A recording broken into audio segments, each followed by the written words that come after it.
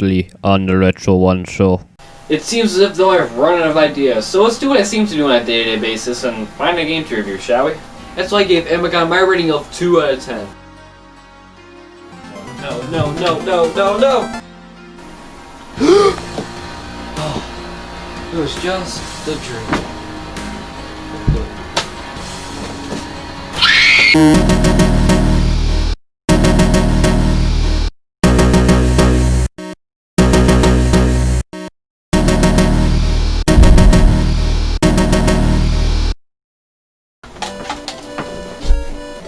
It wasn't a dream? I just don't get it. Why me, just amongst all things? Why me? Why am I chosen to review this game? Yeah.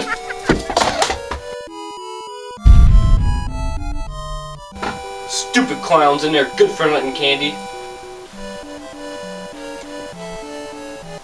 Oh, I almost didn't see you there. What's up guys, RetroOne here, and welcome to the next exciting episode where today...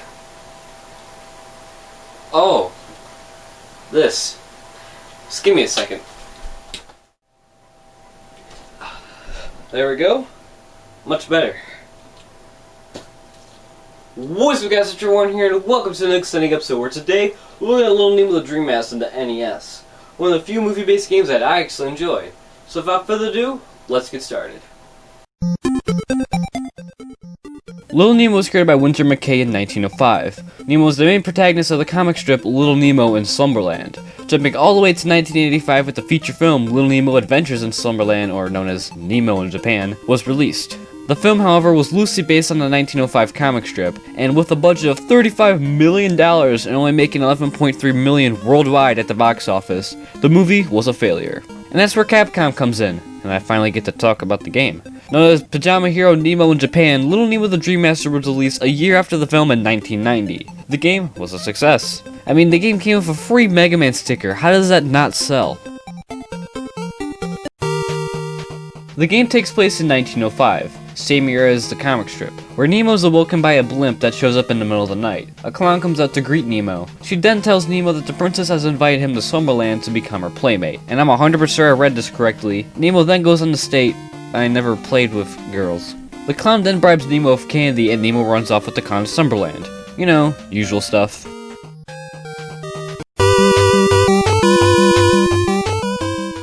Little Nemo the Dream Master is an open-world 2D side-scroller. Well, as open world as it gets for the NES. Each of the 8 levels require you to collect a some amount of keys for you to unlock a door at the end of the level to progress to the next stage. Rinse and repeat. Am I the only one that finds it weird that a door requires 7 keys to open it? Oh well, it is a dream world, I guess. Previously I stated that this game is open world. Well, what I mean by that is that in order to find some of these keys, you have to not only scroll left and right, but also up and down to find the keys needed to progress. And these keys aren't in plain sight either. You'll either need a certain animal to reach most of these keys, and on top of that, they are heavily guarded by enemies that will drain the life bar within seconds. Oh yeah, I almost forgot to mention, the animal power-ups. Remember the candy the clown promised you at the beginning? Well, that candy is used to feed various creatures throughout the game. Feed these animals 3 Reese pieces and bam, there you go, a perfectly tamed animal. If only this worked in real life.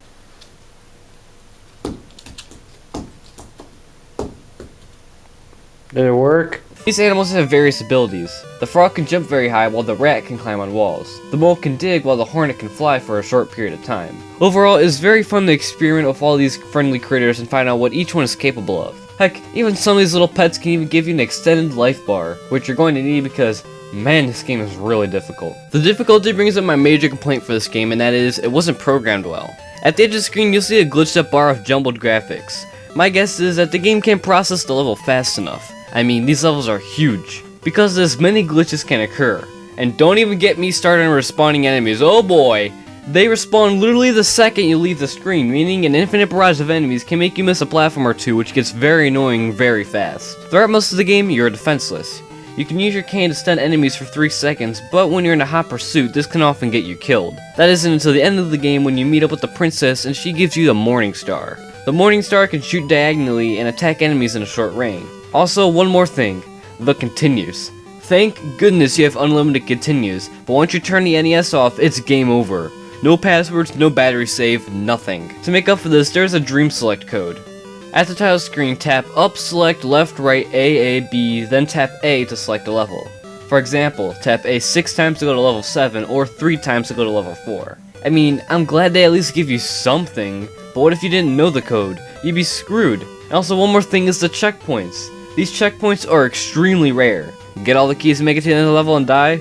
Great! Start from the beginning. At least you don't have to collect all the keys you've collected thus far, but due to rapid enemy respawn, this will get annoying very quick.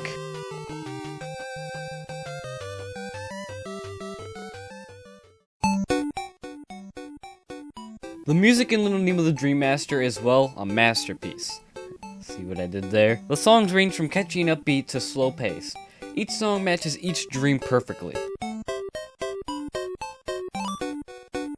So, what are my final thoughts? Little Nemo the Dream Master gets my overall rating of 8 out of 10. I'm not gonna let a couple flaws ruin an almost perfect game. I highly recommend Nemo. The game has great level design, beautiful graphics, and great gameplay. So, what happens in the end? Well, after you beat one of the hardest video game bosses in history, Nemo saves Slumberland and rescues King Morpheus. For Nemo's bravery and, saving his life and all, Morpheus makes Nemo the Prince of Slumberland, and that he can visit any time during his dreams. Nemo's mother wakes him up, and there you go, good old NES style ending.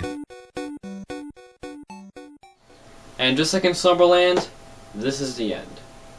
I mean, think about it, we've come so far from just a kid recording videos off his phone to an actual series. I mean, think about it. We've raced battle cars, battled aliens, and I got to do it all with you. Thank you guys so much for watching. I'm RetroOne, and this is the end of Season 1. And I'll see you guys next time.